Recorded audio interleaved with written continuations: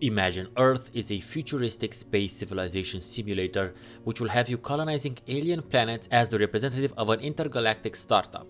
The game throws a lot of challenges at you: direct competitors, space pirates, asteroid impacts, epidemics, that one's very topical currently, but by far the biggest challenge in the long term is climate change. Yes, this is a colony simulator game which makes climate change the main long-term survival challenge that you have to contend with. If this sounds and looks like the type of game that interests you, then hang around till after this call to action to find out more about Imagine Earth. If this is the first time on my channel, welcome, I'm Steven Nonsense, geek culture analyst, civ building extraordinaire. I bring you indie RPG strategy and city builder reviews, so make sure to subscribe if you enjoy what I'm trying to build here. If you're already a subscriber, welcome back, and remember to click that bell button, it really helps a lot. Despite its title, the game doesn't take place on Earth. Instead, the name is meant to function as an impetus for you, the player, to explore its gameplay mechanics and get to see a variety of stylized and futuristic what-if scenarios relating to the impact of industrial development on nature, via the use of fictional alien planets as stand-ins for Earth. The art direction is fairly futuristic but not out of this world. Things still look familiar and recognizable. It is relatively minimalistic but at the same time quite diverse. Its design aesthetic looks definitely European as opposed to American or Japanese sci-fi, especially when it comes to the design of the various trader alien spaceships. There may or may not be some Möbius inspiration behind it. Let's talk about the game's grid layout, since I think it needs special attention because of its non-standard nature. When it comes to civilization builders or 4X games, the initial approach to grid layouts has been the uber traditional square grid design, which happened both because of inbuilt familiarity with it, thanks to things like chess, but also due to ease of game design and development when computers were considerably less powerful than the average smartwatch is now. The next step was going to a hex grid, which makes for a much more realistic approach to expansion and generally allows more realistic mechanics to be developed while still maintaining a structured and clearly delineated approach to game rules. Imagine Earth avoids both those options and instead chooses to go with a triangle grid, a really interesting choice which sets this title apart from the get-go. This takes a bit to get used to. The particularities of this sort of layout makes the various potential synergies and conflicts between different building options even more important to weigh and experiment with.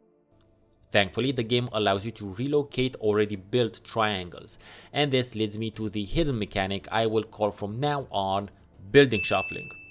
Moving your buildings around the map is important in Imagine Earth as you expand your building area and gain access to new or more abundant resources. And instead of straight out demolishing your buildings and making new ones in the new spots, Imagine Earth allows you to relocate your already existing ones for a price.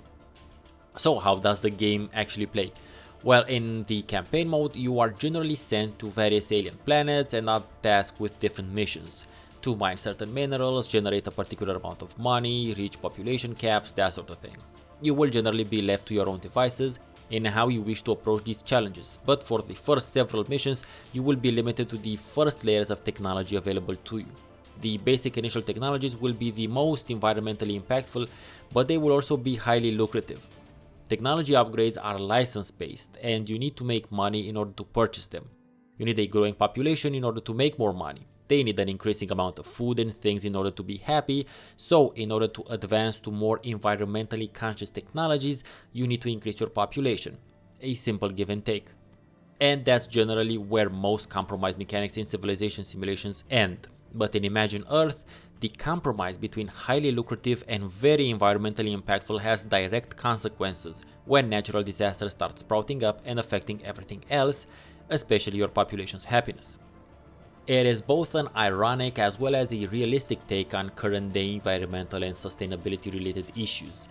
The idea that historically and developmentally speaking, we need to go through a phase of resource harvesting and consumption with no real regard for anything else but growth in order to generate the required knowledge and money that would allow us to later improve on those initial destructive practices and steadily replace them with less impactful alternatives. The game obviously simplifies this matter, allowing you to spend money and time on cleaning up oil spills and the like. Basically, sci-fi hand-waving away some major present-day issues. But it's not a real-world simulator after all, it is still science fiction. It's also science fiction in the sense that it completely dodges the greatest stumbling block towards sustainable economies at this time: politicians, by making you the sole authority responsible for everything. During the campaign missions, you will find remnants of an ancient civilization on planets.